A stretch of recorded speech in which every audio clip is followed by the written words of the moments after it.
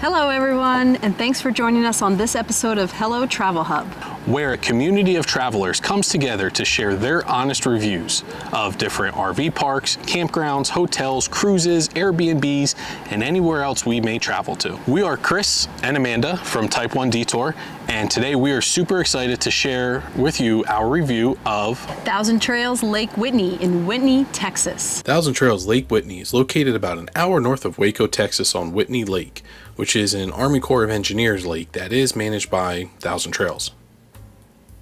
The roads getting to the campground off of the highway are definitely large enough to have fit our 40-foot fifth wheel and could easily accommodate much larger rigs. The quality of the roads are a much different story. Once you pull into the campground, you will head down the main road and eventually veer right into the parking lot for the ranger station and the welcome center. The check-in process was very simple and easy for us. This campground does have about 250 sites that all vary from 30 and 50 amp. Some also are just water and electric, and some are full hookup. There is a section of pull-throughs in the back of the campground, which is where we ultimately decided to stay. If you are going to use 50 amp, be prepared to pay $3 a night. So if you are only going to be using 30 amp, then make sure you choose a 30 amp site, because you will be charged the $3 fee even if you don't use the 50 amp that is there. The majority of Thousand Trails campgrounds, this one is a first come first serve. The front desk was helpful in letting us know which sites were available and gave us a few options to choose from. As I mentioned, this is a Thousand Trails, so we do have a Thousand Trails membership, so our stay was free, except for the $3 a night fee. So the rates will vary depending on the season, but it is about an average of $65 a night for a 30 amp RV, water, and electric site, according to the Thousand Trails website. They do have several cabins that are available for rent as well. Once you check in, you will just head through the gate with the code that you provided, and then you're going to head down the main road, and the first section you were going to come to is the D section. When you do look at the map, don't let the map fool you, because the distance from the D section to loops B and A is a pretty far distance. You'll eventually come to the B loop and finally A loop, which is where the pull-throughs are at the very back of the campground. You will be driving for almost 5 minutes to get from the front to the back of the campground. We will discuss the quality of the sites towards the end of the video, so be sure to stick around to the end to hear our 3 favorite things about the campground and 3 things that we feel like probably need some improvement. The sites were not too small, but they also weren't big, which means that they were a good size. We were able to fit our outdoor mat and our pop-up tent. So the Lake Whitney campground does offer 2 different rec center areas. One is called the Lodge in the very back of the campground. This has a pool table, foosball table, library, shuffleboard, some board games, There is a second swimming pool back there. There is a laundry facility also offered in this section in the back. The front welcome center area has a mini golf, a small playground that could definitely use some upgrades, a gaga ball pit, pool, soccer, another pool to swim in. Located around the campground, there is a basketball court, horseshoes, tennis courts. Inside the rec center, they have a movie theater seating with a projector. They do a kids movie with free cotton candy and a family movie with free popcorn. Just make sure you check the monthly calendar, and you'll see exactly what days and what times those are. On that monthly calendar, you will also see different things like weekly bingo, kids coloring, crafts, and other outdoor activities depending on the season. You are able to receive mail that you can pick up at the welcome and the rec center.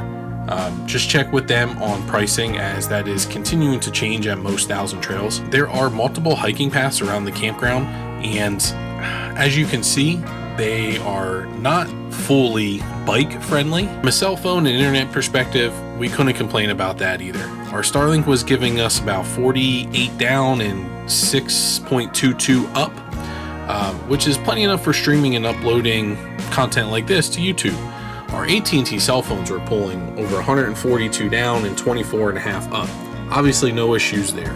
We did have to put our Starlink on the roof as opposed to on the ground where we usually have it due to the trees. We do not typically use campground bathrooms or the laundry facilities. Unfortunately, due to a tornado warning, we did need to seek shelter inside the bathhouse, so we did spend over an hour in there. They seem to be clean, but we cannot report on their functionality. Thousand Trails Lake Whitney is pretty much in the middle of nowhere. Luckily, there's a gas station, grocery store, McDonald's, and a Sonic within a 10-minute drive, but other than that, it's going to take at least 30 minutes to get to the nearest Walmart or Target. Waco, Texas is the closest major city with the most attractions and things to do. A few of the things to do are the Magnolia Market and the Silos, Baylor University. It's not just a school, they have a museum and other fun things to do on campus. The Waco Mammoth National Monument, Texas Ranger Museum, Dr. Pepper Museum, just to name a few. Lake Whitney State Park is located about 15 minutes away and does have a ton of great hiking trails. In the other direction to the northwest is Dinosaur State Park. We had a lot of rain when we stayed here, so the trails were closed and the dinosaur tracks were covered, so we didn't end up making the hour-long drive. Okay, so now we're going to talk about 3 things that we liked about this campground. So the first thing is the hiking paths. So this campground has about 5 miles worth of hiking paths. Now I will say you probably don't want to take a bike on them because I took the bike out to try to get some footage of them and I kind of got stuck and I was pushing the bike up. I mean, thank goodness it was an electric bike or else I don't think I would have made it through. But Path is like huge rocks. yes, so you can climb. It's more like a hiking / climbing path. No rattlesnakes, at least I didn't see any. So that was a positive, but the trails are kind of cool. You don't even have to leave the campground to go hiking or go do something like that. So you're able to get out into nature and hike inside the campground. So that is pretty cool to have inside the actual campground. The next about this campground is all of the amenities, from hiking to 2 pools. They have a lodge, they have a whole welcome center, books, games. The movie theater. A movie theater, yes. A little movie theater with like theater seating, and they offer cotton candy, snow cones, popcorn. They do that twice a week. They also have mini golf, a couple playgrounds. What else do they have? Gaga ball. Gaga ball. They have like pool soccer, which is soccer pool. I don't know. It's like a pool table, but with soccer balls. Outside. So, outside. Yes. That was pretty cool. Cornhole, Jumbo Connect 4, Jumbo Jenga. And while we were here, they had a spring, welcome to spring event. So every month they have like a flyer that they come out with that has events on the weekends. And so we were able to do the spring event. It was some outdoor games. We did tug of war, potato sack race. We did Jenga. Giant Jenga. They gave out free snow cones, free cotton candy. Tug of war. It was really nice. In the lodge downstairs, they have pool, have foosball, and what's that game called where you slide the little disc, like a mini shuffleboard? Yeah. So, and they also have shuffleboard up front, outside. Outside shuffleboard. So they have a lot of games and fun to keep the kids occupied. So the third thing that we really liked about this campground is it is situated right on Whitney Lake.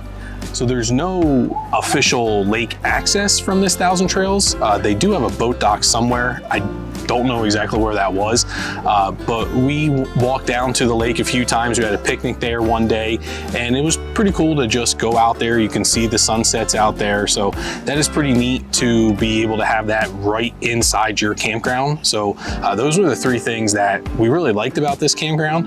We're now going to touch on 3 things that probably need a little bit of improvement at this campground. Number 1 thing, and this could take up all 3 spots really if we needed to, is the roads inside the campground. So the roads inside this campground need a ton of improvement. I guess it's because Texas has had a lot of like winter weather over the last couple of years, and the roads are just not made for winter cold weather here. Second thing that could probably use some improvement at this campground is charging for 50 amp. Now I know that that is actually pretty common throughout all the Thousand Trails in Texas, but there are a lot of 50 amp sites here. There's 30 amp sites here, but charging the $3 a day for the 50 amp, I mean, we could probably just get rid of that.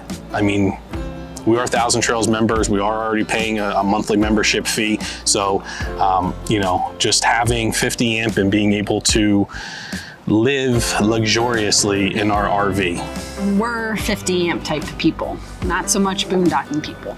So we like having those two ACs running, especially Texas weather. $3 a night. We stayed here for 20 nights. So, I mean, I had to pay $60 to stay here.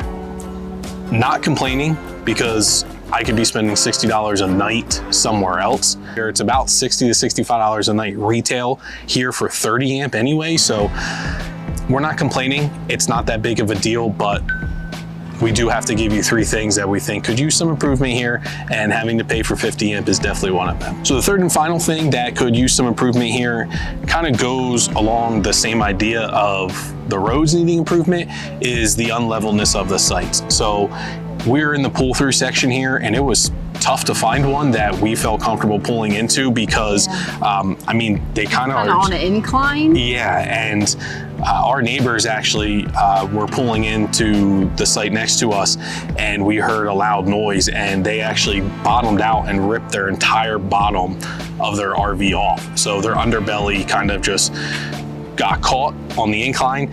So that's something that, you know, could use some improvement along the way here of just trying to level out some of these pull throughs.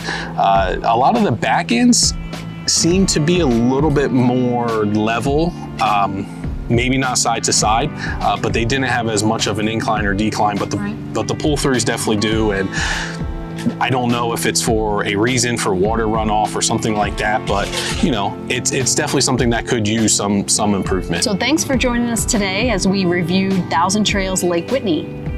And be sure to like, comment, share this video, and go ahead and hit that bell so you get notifications the next time another traveler shares their review on Hello Travel Hub. So that's it for this episode, and we'll see you next time.